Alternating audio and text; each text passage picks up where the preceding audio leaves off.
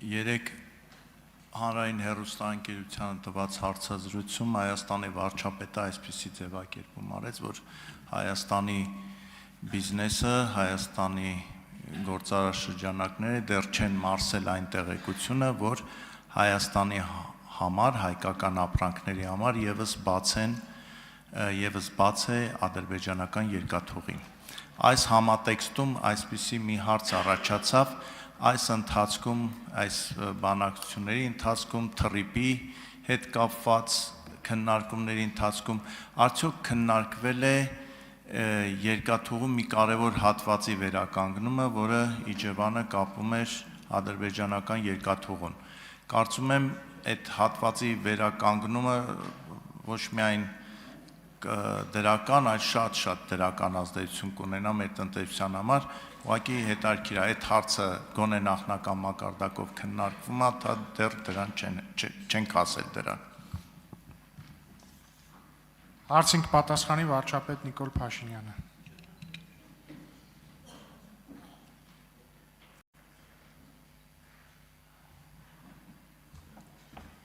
Շնորհակալ եմ, պարոն Նազարյան, հարցի համար։ Այո, ընդհանրապես ապաշրջապակման համատեքստում գործնականում այդպիսի ճանապարհ կամ երկաթուղի չկա, որի բացման կամ վերաբացման հարցը չի քննարկվում։ Իհարկե քննարկվում է, բայց նաև պետք է հետևյալը հաշվի առնենք, երկաթուղու ձեր նշած հատվածի մասին խոսելիս չպետք է մոռանանք, որ ցավոք արդեն 30 տարուց ավելի Հաղարծին գյուղի հատվածում սողանք կա, որը ըստ էության ընդհատել է երկաթուղին, բայց դա լուծելի հարց է կախված նրանից, թե ինչպիսի հոսքեր պոտենցիալ կանցնեն այդ տեղով։ Այսինքն, եթե այդ երկաթուղին բեռնվածության պոտենցիալ ցույց դնի եւ այսինքն շահութաբերության հեռանկար ունենա, դա կարող է տեղի ունենալ եւ իդեպ ուզում եմ ձեզ ասել, որ մեր հետազոտությունները ցույց են տալիս, որ Ադրբեջանից դեպի Թուրքիա ամենակարճ, ինչքան էլ տարօրինակ հնչի, ես էլ տենց առաջին հայացքից ինձ տարօրինակ թվաց այդ տեղեկատվությունը, բայց Ադրբեջանից դեպի Թուրքիա ամենակարճ երթուղին հենց ձեր նշած երթուղին է, առավել եւս, եթե մենք ուրեմն հիմա ասեմ Ֆիալետովոյի հատվածում այնտեղ շատ կարճ միջակայք կա, եթե Իջևան Հրազդանի երկաթուղի ճյուղը միացնենք Վանաձոր Գյումրի երկաթուղի ճյուղին, կստացվի, որ Ադրբեջանից դեպի Թուրքիա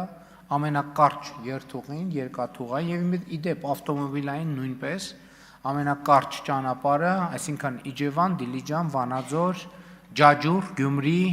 եւ Ախուրիկ։ Այդ ամենակարճ ճանապարհը։ Ինչ վերաբերվում է երեկի իմ արած հայտարարությանը, այո, կրկին վերահաստատում եմ եւ նաեւ այո, մեր բիզնեսը պետք է արձանագրի, որ արտահանման ուղին Ադրբեջանով երկաթուղային բաց է եւ մենք այդ մասին ունենք բարձրագույն մակարդակից հավաստիացում Ադրբեջանի եւ հայտարարություններ էլ ունենք։ Այստեղ ես ընդհանրում եմ խնդիրն այնա, դե սովորությունները ընդհանրապես շատ դժվար է փոխել։ 40 տարի ավտոմեքենաներով արտահանումն է ըստ էության մեր ամբողջ լոգիստիկ տրամաբանությունը կառուցվել է այդպես եւ երևի որովհետեւ գնացքը պետքա բեռնվի։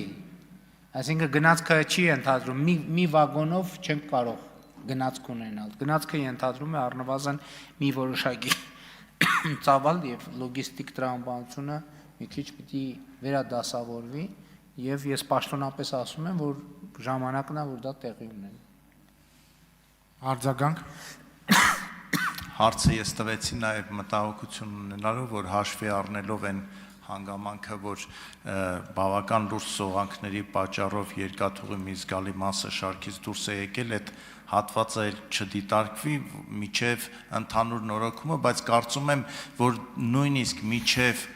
այդ հրազդանից մինչև Իջևան հատվածի նորոգումը, եթե նույնիսկ Իջևանում գործող երկաթուղագիծ լինի Իջևան կայարանով, որը կապի ադրբեջանական երում, Հայաստանի տնտեսության մի մասը բեռների հոսքը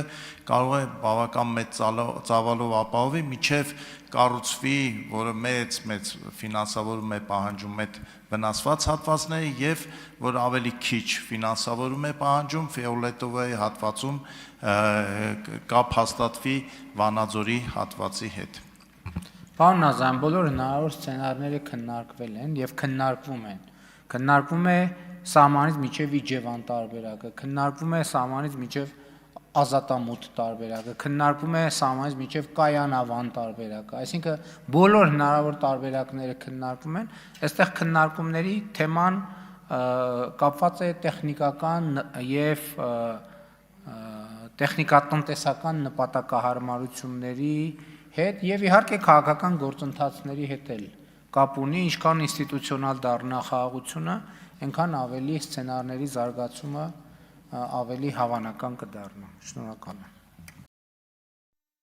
Հավանիչ տեսանյութը եւ բաժանորդագրվիչ նորությունները բաց չթողնելու համար